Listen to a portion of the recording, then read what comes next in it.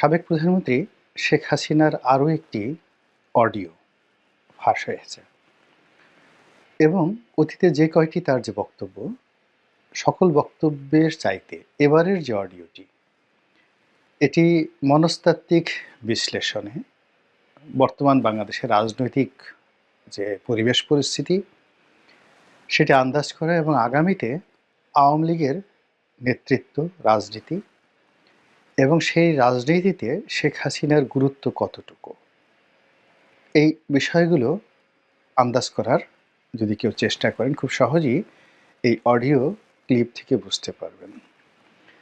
প্রথমত, এই কয়বার যত ভিডিও কিংবা ভিডিও তো ফাঁস হয়নি, অডিও ফাঁস হয়েছে অথবা ফাঁস করা হয়েছে। এখন এই সকল অডিওর যে ক্লিপ, সেখানে মূল উদ্দেশ্য ছিল যে শেখ হাসিনার বক্তব্যগুলোকে বাংলাদেশে অন টেস্ট কেসে পাঠিয়ে দেওয়া, এবং সেই কাজগুলো যারা করেছে তারা যথেষ্ট সফল হয়েছেন। এবং শেখ হাসিনা, আপনি লক্ষ্য করবেন যে প্রথম থেকে এ পর্যন্ত যত কথাগুলো বলেছেন,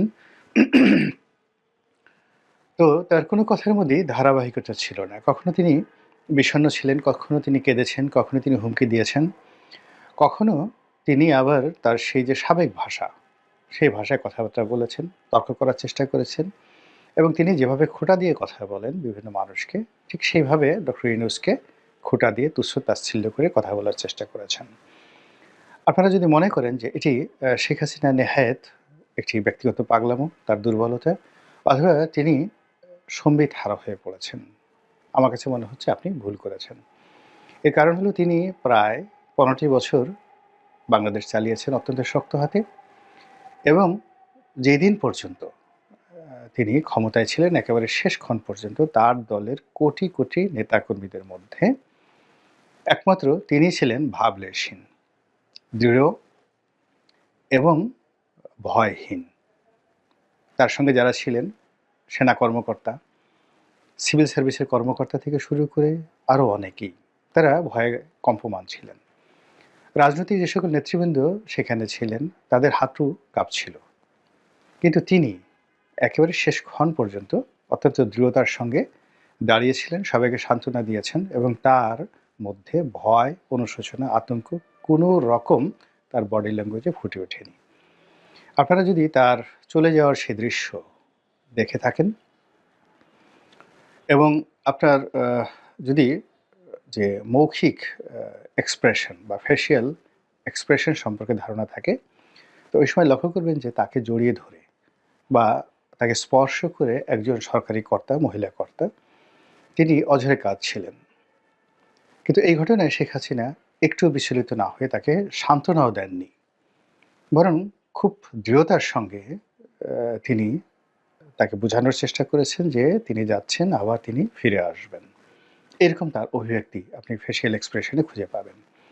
তো সেই শেখ হাসিনা ভারতে গিয়ে ইচ্ছে করেই তিনি একটার পর একটা অডিও রেকর্ড তিনি ফাঁস করেছেন, তৈরি করেছেন এবং ফাঁস করেছেন, এবং সেটি নিয়ে আমরা সারা বাংলাদেশের মানুষ নাচানাচি করেছি এবং এখনও করে চলেছে, এবং এটাই তার রাজনীতির প্রধান সফলতা। তিনি এমনটি চেয়েছিলেন, এবং তার সেই বক্তব্যের কারণে আমরা যে রেসপন্ড করছি, এর দ্বারা তিনি খুব স্পষ্ট করে বুঝে নিয়েছেন যে বাংলাদেশে তার গুরুত্ব রয়েছে, তার ভয় এখন অনেকটা কম্পমান, তাকে ভালোবাসেন অনেকেই, এবং তাকে কাছে নেওয়ার জন্য অনেকেই আগ্রহী, এবং তাকে কোনো অবস্থাতেই রাজনীতি থেকে মাইনাস করার কোনো সুযোগ নেই। এর কারণ হলো, যখন তিনি কেঁদেছেন, তখন তিনি মানুষের প্রতিক্রিয়া দেখেছেন যে তার সেই কান্নাকে কারা গ্রহণ করলো এবং কারা এই কান্নাকে নিয়ে তুচ্ছ-তাচ্ছিল্য করলো, গালাগালি করলো, হোয়াট এভার মেবি। যখনই তার কোনো একটা বক্তব্য মানুষের দৃষ্টিতে আসছে এবং মানুষ সেটা নিয়ে রেসপন্স করছে, ইট মিনস তার একটা সোশ্যাল ভ্যালু রয়েছে। আবার ধরুন, যখন তিনি হুমকি দিচ্ছেন যে আমি টুস করে ঢুকে পড়ব, এবং তার সেই টুস করে ঢুকে পড়া নিয়ে যখন আমরা আলাপ করছি, আলোচনা করছি, তিনি ধরে নিচ্ছেন যে তাকে ভয় পাওয়া হচ্ছে। তারপর তাকে কেন্দ্র করে আমাদের রাজনৈতিক অঙ্গন, তারপর সরকার যারা চালাচ্ছেন তারা, সমন্বয়ক, ছাত্ররা প্রায় প্রতি মুহূর্তেই যে প্রতিক্রিয়া ব্যক্ত করছে, এবং গত 5 মাসে অন্তত 50টি অ্যাঙ্গেলে তাকে নিয়ে সরকার, রাষ্ট্র, সরকারি কর্মকর্তা, তারপরে এখন যারা উপদেষ্টা রয়েছেন তারা এবং সর্বোপরি রাজনৈতিক নেতৃবৃন্দ রয়েছেন। শেখ হাসিনাকে নিয়ে এবং আওয়ামী লীগকে নিয়ে অন্তত ৫০ বার তাদের সিদ্ধান্ত পরিবর্তন করেছেন, চিন্তা পরিবর্তন করেছেন, ভাষা পরিবর্তন করেছেন এবং অনেকগুলো সিদ্ধান্ত পরিবর্তন করতে তারা বাধ্য হয়েছেন। যেমন ধরুন শাহাবুদ্দিন চুপ্পুকে সরিয়ে দেওয়া। সরি। তারপর ধরুন আ শাহাবুদ্দিন চুপ্পুকে সরিয়ে দেওয়ার পর আওয়ামী লীগকে নিষিদ্ধ করা। এই বিষয়গুলো। এরপর আওয়ামী লীগকে রাজনীতি থেকে আলাদা রাখা, ৭২ এর সংবিধান ছুঁড়ে ফেলে দেওয়া। এরপর ৭১ এর মুক্তিযুদ্ধের পরিবর্তে ২০২৪ সনের যে বিপ্লব বা গণঅভ্যুত্থান এটিকে প্রতিস্থাপন করা এবং আরও অনেক কিছু।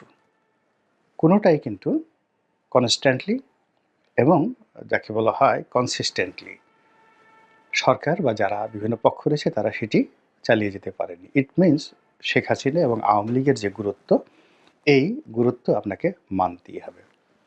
এই কারণে কি হলো, তার যে স্পর্ধা, তার সাহস, তার শক্তি, তার যে স্যাটায়ার করার ক্ষমতা, মানুষকে নিয়ে ঠাট্টা মশকরা করার ক্ষমতা, মানুষকে নিয়ে চিল করার ক্ষমতা যেটা আগে ছিল, এটি এই বর্তমান জমানাতে এসে না কমে বরং বেড়েছে। এখন তার যে বয়স, একেবারে পরিণত বয়স, যে বয়সে মানুষ সাধারণত জিকির করে আল্লাহু, আল্লাহু। বিপদে পড়লে তাহাজ্জুদ নামাজ পড়ে। অনেক লোক এই সময়টাতে আওয়ামী লীগের যারা কখনো নামাজ কালাম পড়তেন না, আল্লাহকে বিশ্বাস করতেন না, তারা এই বিপদের মধ্যে পড়ে তারা তাহাজ্জুদ নামাজ পড়া শুরু করেছেন। তো শেখ হাসিনা অনেক আগেই তাহাজ্জুদ নামাজ পড়তেন। কিন্তু এই সময়টিতে তিনি একবারও নিজামুদ্দিন আউলিয়ার মাজারে যাননি কিংবা গরিবে নেওয়াজ খাজা মঈনুদ্দিন চিশতি রহমতুল্লাহ আলাইহির মাজারে যাননি। এরকম কোনো দৃশ্য আমরা দেখিনি। বরং তিনি তার আপন জায়গাতে থেকে প্রায় প্রতি মুহূর্তে চাণক্যের মতো একটার পর একটা প্রোগ্রাম দিয়ে যাচ্ছেন। তিনি মানুষকে ব্যস্ত রাখছেন। পুরো বাংলাদেশে তার বিরুদ্ধের লোককে ব্যস্ত রাখছেন, তার পক্ষের লোকদেরকেও ব্যস্ত রাখছেন। অনেকের মনে আশা তৈরি করে ফেলেছেন, আর অনেকের মনে হতাশা তৈরি করে ফেলেছেন। অনেককে সাহসী করে তুলেছেন এবং অনেককে ভীত সন্ত্রস্ত করে তুলে ফেলেছেন। এবং এটাই তার যে শক্তিমত্তা, তার যে রাজনৈতিক কর্মকুশলতা, এখানে তিনি সফল। এখন অতি সম্প্রতি তিনি একটি হিন্দি গান, খুব বিখ্যাত হিন্দি গান, "তু চিজ বড়ি এক মস্ত মস্ত।" তো এই যে বিখ্যাত একটি গান খুবই জনপ্রিয় সেই গানটি। তো সেই গানটির কিছু শব্দ তিনি উচ্চারণ করে তিনি বললেন যে, "আমি চিল্ড অবস্থায় আছি" এবং গানটি পেছনে বাজছিল। এবং এটি নিয়ে এখন সারা বাংলাদেশে তোলপাড়। তাকে টিটকারি করে, ঠাট্টা করে, মশকরা করে অনেকে এই গানটি গাওয়ার চেষ্টা করছেন, অনেক ইউটিউবে কনটেন্ট তৈরি করছেন। কিন্তু বাস্তবতা হলো যে এইরকম একটা বিরূপ পরিস্থিতিতে যখন তার বোনের মেয়ে টিউলিপ সিদ্দিকী তার মন্ত্রিত্ব চলে গেল, যেখানে তার আপন কন্যা পুতুল তার সেই যে পদপদবি নিয়ে টানাটানি চলছে এবং বিভিন্ন অ্যাঙ্গেল থেকে বলা হচ্ছে যে তাকে যেকোনো মুহূর্তে বিশ্ব স্বাস্থ্য সংস্থা থেকে বাদ দেওয়া হতে পারে। তার একমাত্র সন্তান সজীব ওয়াজেদ জয় আমেরিকাতে, তিনি এখন এফবিআই নজরদারিতে আছেন বলে আমরা প্রচার করছি এবং আমরা আরও প্রচার করছি যে শেখ হাসিনা গৃহবন্দী রয়েছেন এবং তার সঙ্গে তার পরিবারের কেউ দেখা সাক্ষাৎ করতে পারছেন না। এটা আমাদের প্রচারণা। কিন্তু এই প্রচারণার বিপরীতে যখন তিনি হিন্দি গান বাজিয়ে তার কোনো কর্মীদের সঙ্গে কথা বলেন এবং নিজে যে খুব ভালো অবস্থায় রয়েছেন সেটি তাদেরকে প্রমাণ করার জন্য তিনি যখন এই গান আপন কণ্ঠে উচ্চারণ করেন এবং সেটি শুনে যখন তার নেতাকর্মীরা এই প্রান্ত থেকে জয় বাংলা বলে স্লোগান দিয়ে ওঠে, এটা একটা অস্বাভাবিক, এটি একটা অস্থির প্রতিযোগিতা। এটি একটি যাকে বলা হয় আওয়ামী লীগের জন্য, তারপরে আওয়ামী লীগ বিরোধীদের জন্য একটি গুরুত্বপূর্ণ মেসেজ এবং সেই মেসেজ হলো তিনি এখনো পর্যন্ত হতাশ হয়ননি। তার মতো জায়গায় অন্য কেউ থাকলে গড়াগড়ি করে কান্নাকাটি করতেন, অনেকে অসুস্থ হয়ে হাসপাতালে ভর্তি হতেন। তিনি বাংলাদেশ থেকে চলে গেছেন, সেটা যেভাবেই হোক তিনি চলে গেছেন। তিনি ক্ষমতা হারিয়েছেন, তার যে বিষয়গুলো গর্বের বিষয় ছিল, বস্তু ছিল, সেই বিষয়গুলো তছনছ হয়ে গেছে। তার যারা আপনজন ছিলেন তারা সবাই পলাতক অথবা জেলে গিয়েছেন এবং তার নামে সারা বাংলাদেশে যে মামলা হয়েছে, মোকদ্দমা হয়েছে এবং তার সঙ্গে সঙ্গে তার অতীত রেকর্ড, অর্থাৎ ১৯৭৫ সালের ১৫ই আগস্টে তার উপর এবং তার পরিবারের উপরও যে নির্মম ঘটনা ঘটেছে, সেই নির্মম ঘটনা যদি আপনার আমার জীবনে ঘটতো, আমরার জীবনে কথা বলতে পারতাম না, বোকা হয়ে যেতাম, বোবা হয়ে যেতাম। তো শেখ হাসিনা এত কিছুর পরেও যে উজ্জীবিত হচ্ছেন, এখনও তিনি নির্দেশনা দিতে যাচ্ছেন। আবার তিনি স্বপ্ন দেখছেন এদেশ তিনি আবার আসবেন, আবার শাসন করবেন। আবার তিনি আমাদের সবাইকে প্যাদানি দিবেন। কাজেই তার এই যে "তু চীজ বড়ি হ্যায় মাস্ত মাস্ত, এ চীজ কেয়া হায়?" কাকে তিনি এই চীজ বললেন? তারপর এই চিজের সঙ্গে যে মাস্ত ফুর্তি করা যায়, এই ফুর্তি তিনি কাদের সঙ্গে করবেন? অর্থাৎ জনগণের সঙ্গে? তার প্রতিপক্ষের সঙ্গে? নাকি ডক্টর মোহাম্মদ ইউনূসের সঙ্গে? আপনাদের হয়তো অনেকের মনে আছে যে তিনি খুব রূঢ় এবং নিষ্ঠুর সিদ্ধান্ত নেয়ার পূর্বে তিনি গান। এবং এই কথা আমরা জেনেছি জনাব সোহেল তাজের একটি বক্তব্য থেকে। এবং তিনি সোহেল তাজকে গান শুনিয়েছিলেন টেলিফোনে বহু বছর আগে। এবং সেই গানের ভয়াবহতা যে কতটা নির্মম ছিল সোহেল তাজের জীবনে এবং তার পরিবারের উপর, এটি সোহেল তাজ ব্যাখ্যা করার চেষ্টা করেছেন। এখন সোহেল তাজকে টেলিফোনে তিনি যে গান শুনিয়েছেন, এখন সেই গানটি তিনি কাকে শোনালেন?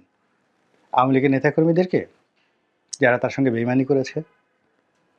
নাকি তার বিশ্বস্ত আমলা-কামলা, যারা তার কথা শুনেনি এবং তার সাথে বেইমানি করেছে? নাকি ডক্টর মোহাম্মদ ইউনূস? নাকি বিএনপি? নাকি জামাত? এই বিষয়গুলো নিয়ে চিন্তা করতে হবে।